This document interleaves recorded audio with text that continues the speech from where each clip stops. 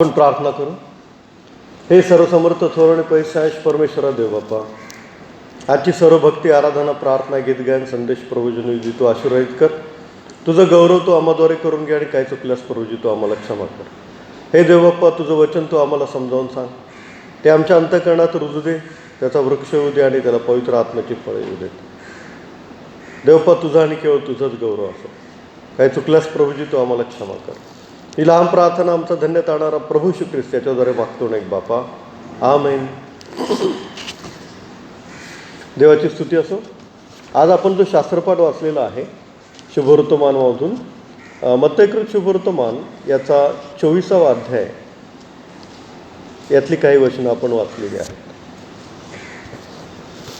मत्तयकृत शुभवर्तमान याचा 24वा अध्याय पाहूया आपण. यामध्ये प्रभू येशू ख्रिस्त एक वाक्य बोलला दुसऱ्या वचनामध्ये, येथे चिऱ्यावर असा एकही चिरा राहणार नाही की जो पाडला जाणार नाही. नाही का? शिष्य मंदिर त्याला दाखवत आहेत. मंदिर ते फार भव्य आणि प्रचंड मोठं असं मंदिर आहे, शल्मोनाने बांधलेलं. आणि ते मंदिर शिष्य दाखवत आहेत प्रभू येशू ख्रिस्ताला. आणि येशू ख्रिस्त म्हणतो की चिऱ्यावर चिरा एकही चिरा राहणार नाही की जो पाडला जाणार नाही. आणि मग काय होतं, जैतुनाच्या डोंगरावर शिष्य आणि प्रभू येशू ख्रिस्त जातात आणि तेव्हा एकांत असतो. एकांत म्हणजे फक्त प्रभू येशू ख्रिस्त आणि शिष्य. त्यावेळेला शिष्य येशू ख्रिस्ताला 3 प्रश्न विचारतात. ते 3ऱ्या वचनामध्ये दिलेलं आहे. आपल्याला असं वाटतं की तो एकच प्रश्न आहे. आपल्याला असं वाटतं की तो काय एकच प्रश्न आहे, परंतु त्याच्यामध्ये 3 प्रश्न आहेत. काय प्रश्न आहेत बघूया. 3ऱ्या वचनामध्ये, तो जैतुनाच्या डोंगरावर बसला असता शिष्य त्याच्याकडे एकांत येऊन म्हणाले, ह्या गोष्टी केव्हा होतील आणि आपल्या येण्याचे व ह्या युगाच्या समाप्तीचे चिन्ह काय, हे आम्हाला सांगा. हे वाक्य एक आहे, परंतु प्रश्न मात्र 3 आहे.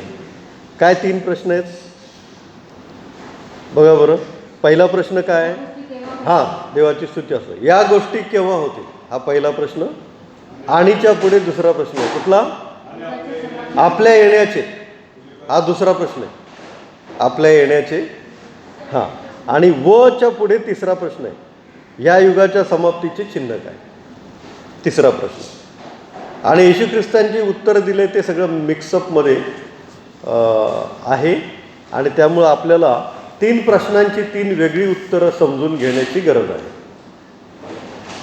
3 प्रश्नांची 3 वेगळी उत्तरं आहेत आणि ती याच अध्यायामध्ये आहेत आणि ती आपल्याला समजून घेणं गरजेचं आहे. कारण ते मिक्सअप झालं तर फार मोठा गोंधळ होण्याची शक्यता आहे. आता पहा, पहिला प्रश्न आहे की ह्या गोष्टी केव्हा होतील. म्हणजे येशू ख्रिस्त काय म्हणाला? चिऱ्यावर चिरा राहणार नाही असे दिवस येत आहेत. मग या मंदिरामध्ये इतकं काही होईल, चिऱ्यावर असा एकही चिरा राहणार नाही की जो पाडला जाणार नाही. या गोष्टी केव्हा होतील असा शिष्यांनी प्रश्न विचारलेला आहे की चिऱ्यावर चिरा राहणार नाही, सगळे चिरे पाडले जातील, सगळे दगड पाडले जातील किंवा मंदिराची धुळधार होईल, या गोष्टी केव्हा होतील, हा पहिला प्रश्न आहे. आणि त्याचं उत्तर प्रभू येशू ख्रिस्तांनी दिलेलं आहे. ते आपल्याला थेट 16व्या वचनामध्ये पाहायला मिळतं. 16व्या वचनापासून जरा अध्याय उघडा, 24वा मत्तयकृत शुभवर्तमान 24वा अध्याय. बायबल उघडा आणि ते मी जे वाचतो ते तुम्ही तिथं पहा. 16वं वचन. नसेल तर बायबल घ्या, कारण हे समजणं अत्यंत गरजेचं आहे. मिक्सअप उत्तरं जर झाली तर फार गोंधळ होऊ शकेल, समजणार नाही मग तुम्हाला ते. तेव्हा जे यहुद्यात असतील त्यांनी डोंगरात पळून जावे. आता हा जो धाब्यावर असेल त्याने आपल्या घरातून काही बाहेर काढण्यासाठी खाली उतरू नये, आणि जो शेतात असेल त्याने आपले वस्त्र घेण्याकरता माघारी येऊ नये. मग शेतात असेल त्यांनी माघारी येऊ नये, किंवा धाब्यावर म्हणजे वर टेरेसवर असेल त्यांनी खाली येऊ नये, किंवा जे यहुद्यात असतील त्यांनी डोंगरात पळून जावे. हे तर येशू ख्रिस्ताच्या दुसऱ्या येण्याचं हे नाही ना, उत्तर नाही ना. असू शकेल का? हां, दुसऱ्या येणं प्रभू येशू ख्रिस्त आकाशात येईल आणि जो जिथं असेल तिथून त्याला घेईल, जो विश्वासू आहे तो. येशू ख्रिस्तावर विश्वास. मग शेतात असला तर शेतातून, धाब्यावर असला तर धाब्यावरून, घरात असला तर घरातून, रानात असला रानातून, बसमध्ये असला बसमधून, प्लेनमध्ये असला प्लेन, तो जिथं आहे तिथून प्रभू येशू ख्रिस्त त्याला घेऊन जाईल. म्हणजे दुसऱ्या येण्याचं हे उत्तर आहे का? सांगा बरं, सांगा की. ओ नाही, दुसऱ्या येण्याचं हे उत्तर नाही. कारण दुसऱ्या येण्याच्या वेळेला काय होईल? असं येशू ख्रिस्त म्हणेल, घरात आहे तर बाहेर जा, पळून जा म्हणून. पळून कुठे जाणार? दुसरं येणं म्हणजे येशू ख्रिस्त मध्य आकाशामध्ये येणार आणि त्याच्या विश्वासणाऱ्यांना आहे असं आकाशामध्ये घेऊन जाणार स्वर्गीय राज्यामध्ये. त्याला रॅप्चर म्हणतात. बरोबर आहे ना? हां, लोकांतरण मराठीमध्ये म्हणतात. मग ते दुसऱ्या येण्याचं हे उत्तर आहे का? 3 प्रश्न आहेत. या गोष्टी केव्हा होतील? म्हणजे चिऱ्यावर चिरा राहणार नाही, या गोष्टी केव्हा होतील? त्याचं हे उत्तर आहे. काय उत्तर आहे? जो धाब्यावर असेल त्याने खाली येऊ नये, म्हणजे तिथंच लपून बस. शेतात असेल त्याने आपले वस्त्र घेण्याकरता पण परत येऊ नये, तिकडं शेतातच थांब 4 महिने, 6 महिने, वर्षभर. आता बघितलं ना तुम्ही, लॉकडाऊन झाला होता पहिला, 6 महिने जिल्हाबंदी, कुठंच जायचं नाही, इकडं नाही तिकडं नाही, घरातच बसायचं. तसं येशू ख्रिस्त सांगत आहे. आणि जे यहुदियात असतील त्यांनी डोंगरात पळून जावे. असं का सांगितलं येशू ख्रिस्ताने? कारण काय झालं माहिती आहे? जर आपण रोमन इतिहास बघितला, इसवी सन 66 येशू ख्रिस्त वधस्तंभावर दिला, इसवी सन 33-34 बरोबर, इसवी सन 34. त्याच्यानंतर आणखी 30-35 वर्षांनी काय झालं? इसवी सन 66 यहुद्यांनी या यरुशलेमचे कोट बांधले. एक प्रचंड मोठी भिंत मंदिराभोवती, एक दुसरी भिंत दुसरीकडे आणि तिसरी भिंत यरुशलेमच्या भोवती. इसवी सन 66 त्यांनी हे केलं. आणि तेव्हा रोमन सम्राट होता निरो बादशाह. त्यांनी सांगितलं की भिंत पाड. यहुद्यांनी ऐकलं नाही, भिंत पाडली नाही. उलट त्यांनी काय केलं? रोमन सैनिक जे होते याच्यामध्ये यरुशलेममध्ये, त्यांना हाकलून लावलं यरुशलेमच्या बाहेर. युद्ध झालं त्यांचं छोटंसं, आणि यहुदी जास्त होते यरुशलेममध्ये. आणि त्यांनी काय केलं? रोमन सैनिक, शिपाई जे कोण होते त्या सगळ्यांना बाहेर काढलं. काही चालू दिलं नाही त्यांनी यरुशलेमच्या बाहेर. आणि यरुशलेम स्वतंत्र असं डिक्लेअर केलं. मग निरो बादशाहाने सांगितलं त्या भिंती पाडा वगैरे, ते काय यहुद्यांनी ऐकलंच नाही. ओके. मग इसवी सन 70 तुम्ही गुगल सर्च पण करा की रोमन इतिहास पहा, तुम्हाला ही उत्तर मिळतील.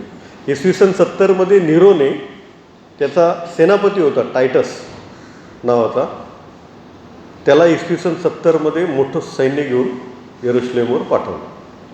आणि सगळी साधनसामग्री त्याच्याकडे होती. आता तोफा आहेत, पण त्यावेळेला तोफेसारखे गोळे मारणारे काही शस्त्र त्यांच्याकडे होती. पुष्कळ सैन्य, बाण, भाले, पुष्कळ साहित्य, युद्धाचं साहित्य घेऊन कुणी कुणाला पाठवलं?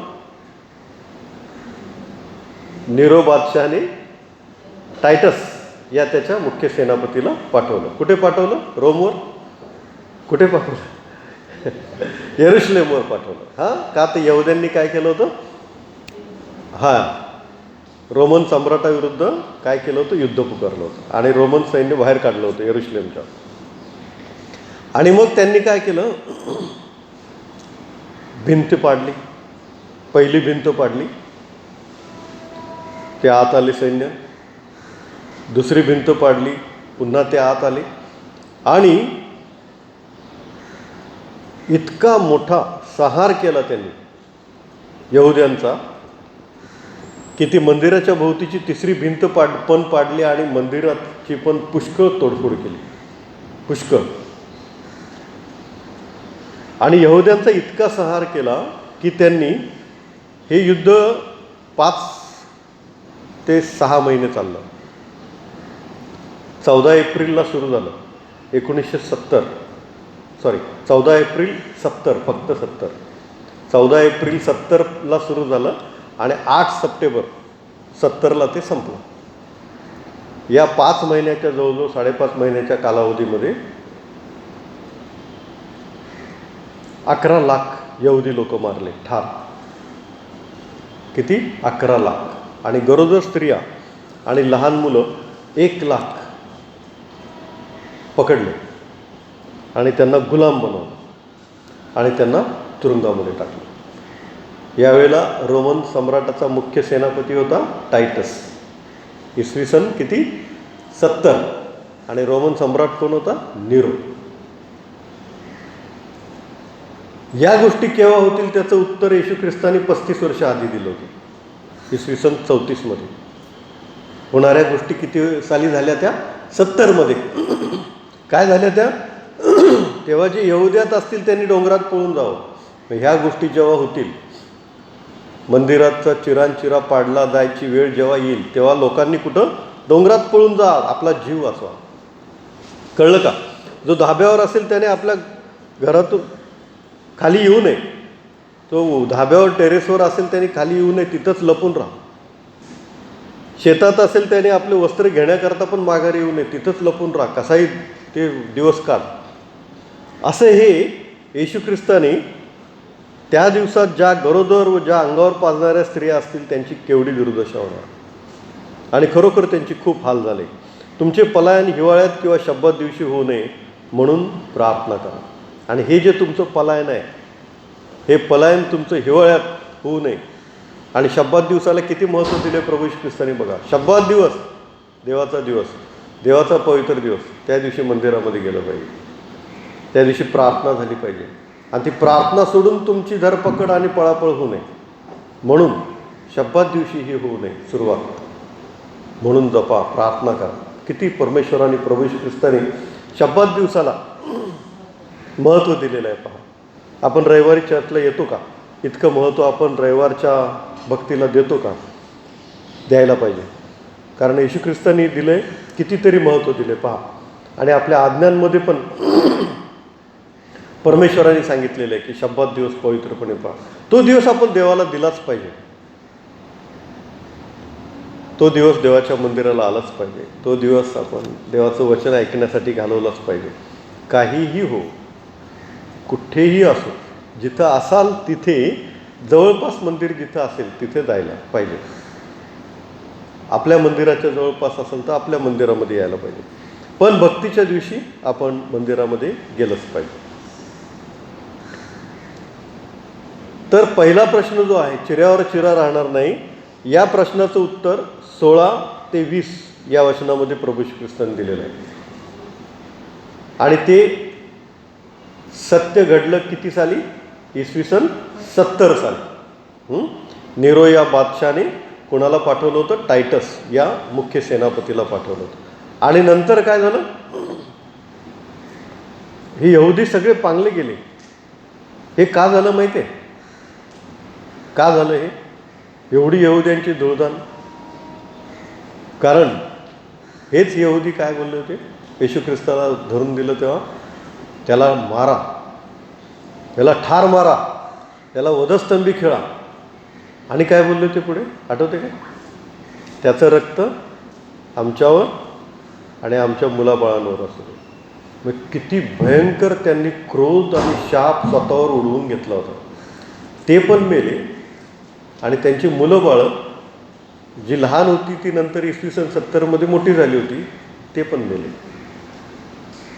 म्हणजे आपण जे बोलतो, जे दुर्भाषण करतो ते करू नये, कारण त्याचा हिशोब होतो. सहज आपण आपल्या मुलाला मुलीला कधी कधी रागवतो, बोलतो आणि शिव्याशाप देतो. तसं नाही करायचं. किंवा तू काय पुढे जाणारच नाही, तुझं काय चांगलं होणारच नाही, असं पण नाही बोलायचं. चुकीचं आहे ते, एकदम चुकीचं आहे. कारण आपणच आपल्या बोलण्याने देवाचा न्याय आणि क्रोध आपल्यावर ओढवून घेतो. यहुद्यांचं उदाहरण पहा, ते स्वतःच बोलले होते काय, की त्याचं रक्त आमच्यावर आमच्या मुलाबाळांवर असू दे. आणि अक्षरशः ते सगळे यहुदी आणि त्यांची मुलंबाळं मारले गेले.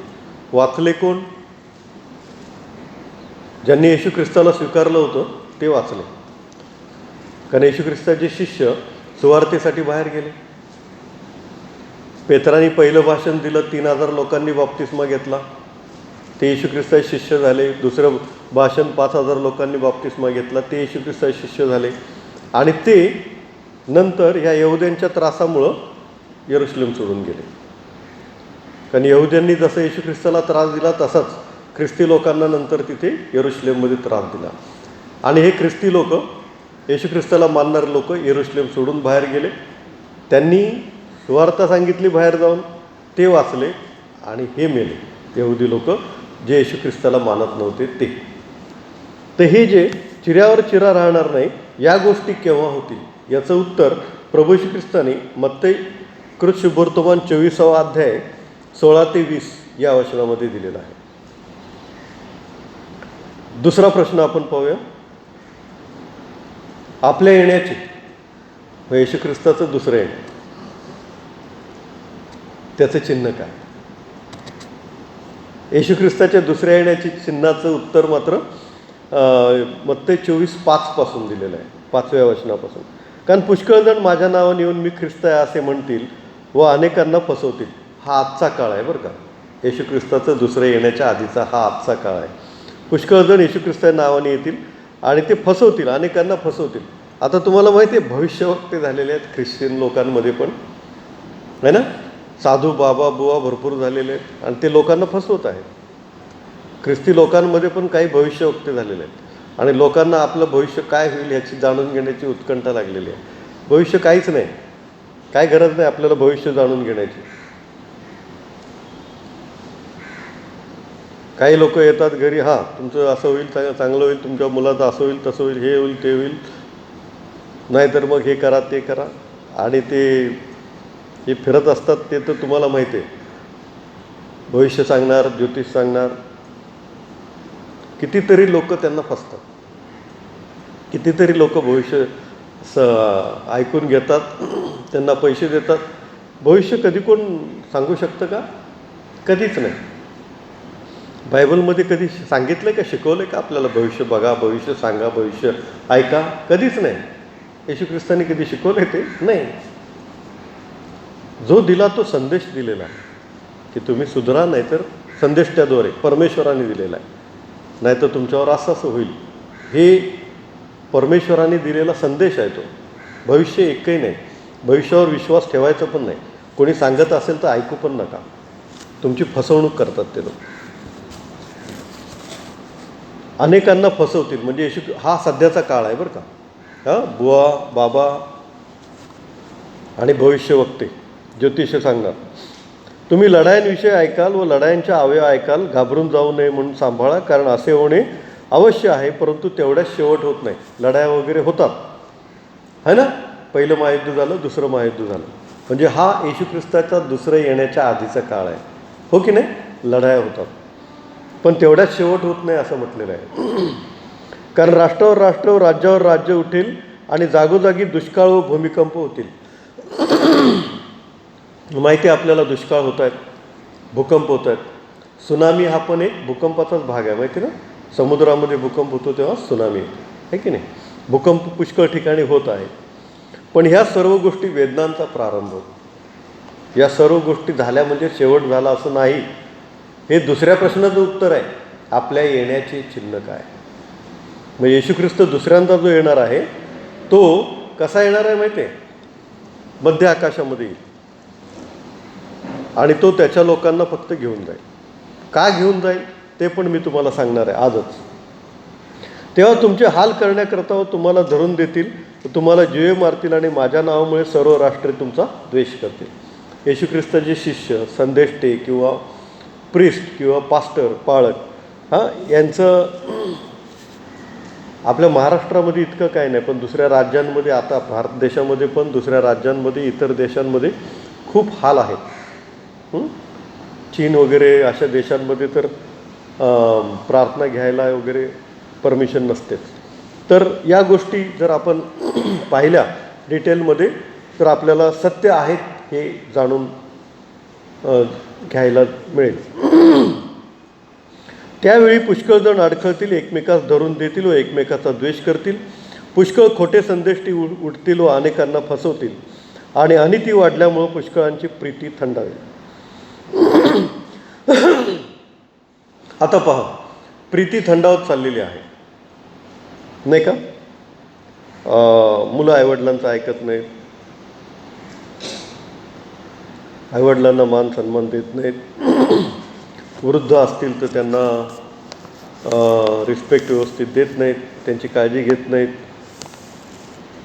प्रीती थंडावेल हे असं झालेलं आहे. तुम्हाला माहिती आहे ना, रेमंड्स ठाणे, त्याचा मालक सिंघानिया आहे ना, त्याच्या त्यांनी त्याच्या मुलाच्या नावावर आहे ना, गौतम सिंघानिया सर्व काही केलं. आणि नंतर टी व्हीवर मुलाखत झाली, म्हणजे मी काय असं हिडन कुठली गोष्ट सांगत नाही.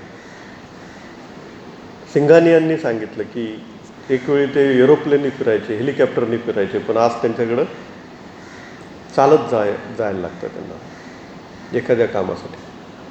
सगळं काही ते मुलांनी घेतलेलं आहे. त्यांचं हार्टचं ऑपरेशन त्यांचं झालं तर काय पैसे नव्हते त्यांच्याकडं, आणि पैसे काही ट्रस्टीनी भरले त्यांचे पैसे, असं त्यांनी त्यांच्या इंटरव्ह्यूमध्ये सांगितलं. तर ह्या गोष्टी होत आहेत, जगभरामध्ये होत आहेत. जो तो आपलंच बघत आहे. तरुण पिढी तर पुष्कळ मोठी तरुण पिढी नाशाकडे चाललेली आहे. त्यांना व्यसनं लागलेली आहेत. दारू, सिगारेट, गांजा, ड्रग्स या व्यसनांमध्ये तरुण पिढी आजकालची फार फार बर्बाद होत आहे, भ्रष्ट होत आहे ना. त्यामुळं ते स्ट्रोकमध्ये, डिप्रेशनमध्ये जात आहेत. काल परवाचं उदाहरण येडियुरप्पा आहे ना, त्यांची कोण पुतणी का कोण डॉक्टर असून तिने सुसाईड केलं. म्हणजे हे तरुण पिढी जी आहे सर्व नाशाकडे चाललेली आहे. प्रीती थंडावत चाललेली आहे. मुलं आईवडिलांना विचारत नाही, आणि भावाभावांमध्ये प्रेम नाही, बहिणी बहिणींमध्ये प्रेम नाही. त्यातल्या त्यात ख्रिस्ती लोकांना येशू ख्रिस्ताचं भय असल्यामुळे थोडंसं चांगलं आहे. त्यातल्या त्यात जास्त पण नाही, पण थोडंसं चांगलं आहे. परंतु काल मी एका दुसऱ्या चर्चच्या तरुण मुलाला भेटलो, तर त्याला मी सहज विचारलं, बायबल वाचतोस का तू? हो वाचतो. मत्तई शुभवर्तमान माहिती आहे का? नाही माहिती. त्याच्यामध्ये किती अध्याय आहेत? नाही माहिती. मग मी त्याला छोटासा होमवर्क दिला. ख्रिश्चन लोकांनासुद्धा त्यांच्या मुलांना बायबल माहिती नाही, शुभवर्तमान माहीत नाही, नवा करार माहीत नाही. म्हणून मी या चर्चमध्ये आलो होतो ना, तेव्हा पहिल्यांदाच मी मत्तई शुभवर्तमानचे 28 अध्याय बायबल स्टडी पूर्ण केला होता. रोज सकाळी 7 वाजता मी तो स्टडी द्यायचा, आणि त्याच्यावर एक एक प्रश्न विचारायचा. 2 मिनिटाचा तो स्टडी असायचा. हे केलं पाहिजे पालकांनी. आता त्या मुलाचे चर्चचे कुठले पालक आहेत त्यांची ती जबाबदारी आहे. नाही म्हणलं तर आईवडिलांची तरी जबाबदारी आहे. प्रीती थंडावेल. का प्रीती थंडावते? येशू ख्रिस्त माहीत नाही, वचन माहीत नाही, वचन आपण वाचत नाही, वचन आपल्या अंतःकरणात जात नाही, शरीरामध्ये जात नाही, येशू ख्रिस्त आत जात नाही, आणि त्यामुळं तो देवप्रीती आहे, प्रीती दिसत नाही. फार थोडी मुलं आहेत जी आईवडिलांना बघतात किंवा त्यांच्याकडं लक्ष देतात. तर येशू ख्रिस्त जेव्हा दुसऱ्यांदा येईल मध्य आकाशामध्ये, तेव्हा तो चोरासारखा येईल. आणि तो कसा येईल याचं उत्तर इथं दिलेलं आहे पहा, 27व्या वचनामध्ये. म्हणून मी तुम्हाला म्हटलं की हे सगळी मिक्सअप उत्तर आहे. कारण जशी वीज पूर्वेकडून निघून पश्चिमेकडे चकाकत जाते, तसे मनुष्याच्या पुत्राचे येणे होईल. क्षणार्धात, फ्रॅक्शन ऑफ सेकंड. डोळ्याची पापणी लवते ना लवते तोपर्यंत वीज जशी पूर्वेकडून निघून पश्चिमेकडे जाते, तसं प्रभू श्री ख्रिस्ताचं येणं होईल. मध्य आकाशामध्ये तो येईल. आणि काय होईल माहिती आहे का? करण्याच्या महानादाबरोबर तो आपल्या दूतांना पाठवील, आणि ते 31व्या वचनात ते आकाशाच्या एका सीमेपासून दुसऱ्या सीमेपर्यंत त्याच्या निवडलेल्या त्याच्या निवडलेल्यांना चारही दिशाकडून जमा करतील. फ्रॅक्शन ऑफ सेकंदामध्ये या गोष्टी घडतील. देवदूत पृथ्वीच्या चारही दिशांकडून त्याचे लोक, येशू ख्रिस्ताचे लोक, विश्वासणारे लोक, त्यांना घेईल येशू ख्रिस्त मध्य आकाशामध्ये. आणि तो तसाच घेऊन त्याच्या लोकांना कुठे जाईल? स्वर्गात. का असं होईल? का असं होईल? आता समजा एक साधं उदाहरण तुम्हाला मी सांगतो. एक घर आहे, त्या घरामध्ये वडील आहेत, आई आहे आणि त्यांचं लहान मुलं आहे. आणि काहीतरी शॉर्ट सर्किट झालं आणि आग लागायला लागलेली आहे. तर ते काय करतील? पहिले आपल्या लहान मुलाला घेऊन घरात थांबतील. नाही, लक्ष आहे ना तुमचं? म्हणून मी आधीमध्ये प्रश्न विचारत होतो. सगळे जागे आहेत का? सगळ्यांचं लक्ष आहे का? जागे तर आहेत, देवाची स्तुती असो. मंडळी ही धार्मिक आहे तुमची, कुर्ला चर्च, व्हेरी गुड. हां, ते कुठं जातील? लहान बाळाला घेऊन घराच्या बाहेर. का? तर आग लागत आहे ना? अगदी सेम तसंच येशू ख्रिस्त येईल मध्य आकाशामध्ये. का? आग लागणार आहे. कुठे? पृथ्वीला, है ना? हां. आणि काय होईल? येशू ख्रिस्त पहिले त्याच्या लोकांना घेऊन जाईल आणि मग पृथ्वीला आग लावण्यात येईल. ती कशी लावण्यात येईल? तिसऱ्या महायुद्धामध्ये. म्हणजे येशू ख्रिस्त घेऊन जाईल लोकांना, तोपर्यंत तिसरं महायुद्ध होणार नाही. कारण तिसऱ्या महायुद्धामध्ये, दुसऱ्या महायुद्धामध्ये कुठला बॉम्ब वापरला? अणुबॉम्ब, आहे ना? हिरोशिमावर, नागासाकीवर 6 ऑगस्ट 9 ऑगस्ट 1945 रोजी. आता हायड्रोजन बॉम्ब वापरला जाईल आणि त्याने मात्र भयंकर अणुबॉम्बच्या कितीतरी पट मोठा नाश होईल. अग्नीचे लोटच्या लोट पृथ्वी अग्नीने जाळून टाकली जाईल आणि पुष्कळ मोठा संहार होईल. पुष्कळ लोक मारले जातील. तिसरा प्रश्न, त्याचं हे उत्तर आहे. ह्या युगाच्या समाप्तीचे चिन्ह काय? हा तिसरा प्रश्न आहे. तर युगाची समाप्ती होईल, युगाची समाप्ती होईल. आणि त्याचं उत्तर 15व्या वचनामध्ये दिलेलं आहे. दानियल संदेष्टाच्याद्वारे सांगितलेला ओसाडीचा अमंगळ पदार्थ पवित्र स्थानात उभा असलेला तुम्ही पाहाल. वाचकाने हे ध्यानात घ्यावे. ओसाडीचा अमंगळ पदार्थ म्हणजे जो निषिद्ध मानला गेलेला आहे यहुद्यांनी प्राणी, डुक्कर, तो पवित्र स्थानात, यरुशलेमच्या त्या पवित्र स्थानामध्ये कापला जाईल. आणि त्याच्यामुळं राष्ट्रावर राष्ट्र उठतील आणि तिथून तिसऱ्या महायुद्धाचा भडका होईल. आणि त्याच्यामध्ये मग सर्व राष्ट्र येतील. आणि जसं दुसऱ्या महायुद्धामध्ये प्रचंड संहार झाला, तसा तिसऱ्या महायुद्धामध्ये जे राहिलेले लोक आहेत, जे विश्वासणारे नाहीत, जे येशू ख्रिस्ताचे लोक नाहीत, अशा पुष्कळ लोकांचा संहार केला जाईल. पण तरी पण त्यामध्ये सुद्धा काही लोकांवर कृपा केली जाईल, जे त्यावेळेला प्रभू येशू ख्रिस्ताकडे वळतील. ते सुद्धा वाचतील आणि ते स्वर्गीय राज्यामध्ये असतील. आपण आणखी एक वचन वाचूया. 30 वचन. तेव्हा मनुष्याच्या पुत्राचे चिन्ह आकाशात प्रगट होईल. मग पृथ्वीवरील सर्व जातीचे लोक शोक करतील आणि ते मनुष्याच्या पुत्राला आकाशातल्या मेघावर आरूढ होऊन पराक्रमाने व मोठ्या वैभवाने येताना पाहतील. म्हणजे येशू ख्रिस्त आणि त्याच्याबरोबर असलेले त्याचे विश्वासू म्हणजे आपण सर्व लोक पुन्हा एकदा मोठ्या पराक्रमाने, वैभवाने, मेघावर आरूढ होऊन या पृथ्वीवर येणार. तेव्हा प्रगटीकरण आपण पाहूया.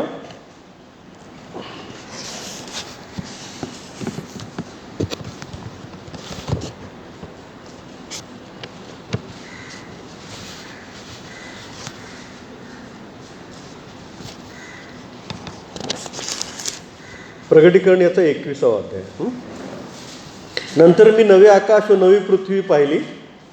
पहिले आकाश व पहिली पृथ्वी निघून गेली होती आणि समुद्रही राहिला नव्हता.